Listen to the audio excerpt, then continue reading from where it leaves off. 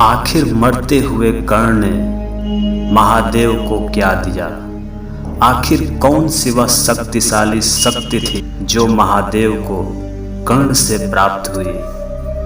कर्ण अपने विजयधारी धनुष के कारण ही पूरे दुनिया में अजय माने जाते थे, क्योंकि कर्ण के इसी विजय धनुष के कारण एक बार भगवान श्री कृष्ण ने अर्जुन से यहाँ तक कह दिया कि जब तक उसके हाथों में उसका विजय धनुष रहेगा तब तक तीनों लोगों के योद्धा भी एक साथ मिलकर कर्ण का सामना नहीं कर सकते।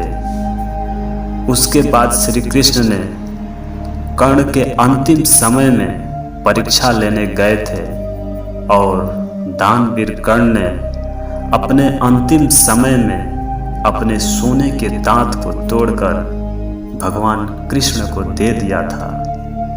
लेकिन आखिर महादेव को कर्ण ने क्या दिया?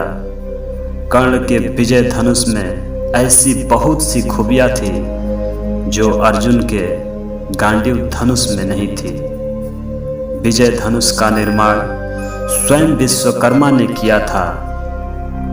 इसका निर्माण राक्षसी ताड़कासुर के पुत्र का नगर त्रिपुरा का विनाश करने के लिए किया गया था। तब भगवान महादेव ने विजय धनुष पर पशुपताश चढ़ाकर राक्षसों का नाश किया था। इस युद्ध के बाद महादेव ने विजय धनुष देवराज इंद्र को दे दिया था। इस धनुष के साथ देवराज इंद्र ने कई बार राक्षसों और असुरों का विनाश किया था। कहते हैं कि जितना राक्षस इंद्र से नहीं डरते थे उससे ज्यादा विजय धनुष से डरते थे। उसके बहुत समय बाद जब क्षत्रियों ने भगवान परशुराम के पिता जमदग्नि की हत्या कर दी, तब भगवान परशुराम ने पूरी पृथ्वी से राक्षसों का सर्वनाश कर दिया और पृथ्वी को क्षत्रियों से विहीन करने का प्रण किया। ऐसे समय में महादेव ने भगवान परशुराम को विजय धनुष स्वयं इंद्र से दिलवाया था। इस धनुष के कारण ही परशुराम जी ने अकेले ही बिना किसी मदद के 21 बार पृथ्वी से क्षत्रियों का नाश किया था।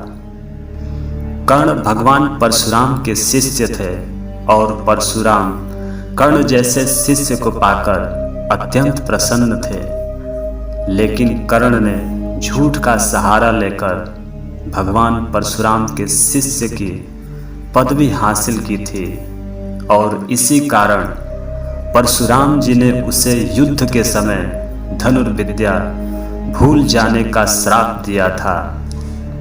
जब भगवान परशुराम को लगा मैंने कर्ण को भयानक श्राप दिया है तो उन्हें बड़ा ही पश्चाताप हुआ और उसे विजय धनुष प्रदान किया। लेकिन कर्ण ने विजय धनुष पाकर भी इसका कभी प्रयोग नहीं किया, क्योंकि वे इस धनुष का प्रयोग तब करना चाहते थे जब उसका सामना अर्जुन से हो, क्योंकि वे अर्जुन का वध करना चाहते थे। कर्ण ने महाभारत में जितने भी युद्ध लड़े उसमें कभी भी इस विजय धनुष का प्रयोग नहीं किया था। लेकिन महाभारत के 17वें दिन जब कर्ण और अर्जुन आमने सामने थे और कर्ण कौरवों के सेनापति थे, उस समय विजय धनुष को हाथ में उठाया था, परंतु दुर्भाग्य से उनके रथ का पहिया जमीन में धंस जाता है। रथ के पहिए को निकालने के लिए कर्ण नीचे उतर जाते हैं और अपना विजय धनुष उसी रथ में छोड़ दिया था।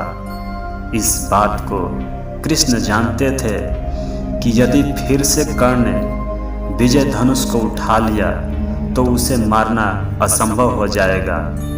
इसलिए कृष्ण ने उसी समय अर्जुन को बाण चलाने की आज्ञा दे दी और उसी समय कर्ण वीर गति को प्राप्त हुए। इसी बीच जब भगवान परशुराम को कर्ण की मृत्यु का पता चला तो उसी समय वह दौड़कर कर्ण के पास गए और फूट फूट कर रोने लगे और कहने लगे, कर्ण, मेरे द्वारा दिए गए श्राप के कारण ही तुम्हारी धनुष विद्या विफल हो गई। इसी कारण आज तुम मृत्यु के द्वार पर खड़े हो। हे कर्ण, मुझे क्षमा कर देना और अपनी भाग्य से संधि कर लेना। यह विजय धनुष महादेव को दे दो ताकि फिर कोई तुम्हारे जैसा योद्धा इस धनुष को प्राप्त कर सके। इसके बाद कर्ण महादेव का स्मरण करके भगवान शिव को विजय धनुष उनके चरणों में रख दिया। जब कर्ण ने ऐसा किया तब महादेव ने उन्हें आशीर्वाद दिया और साथ ही ये कह दिया कि युगों युगों तक तुम्हारा नाम फैलता जाएगा और बच्चे बच्चे के जुबान पर तुम्हारा नाम होगा। मरने से पहले कर्ण ने महादेव को उनका ही विजय धनुष वापस किया था।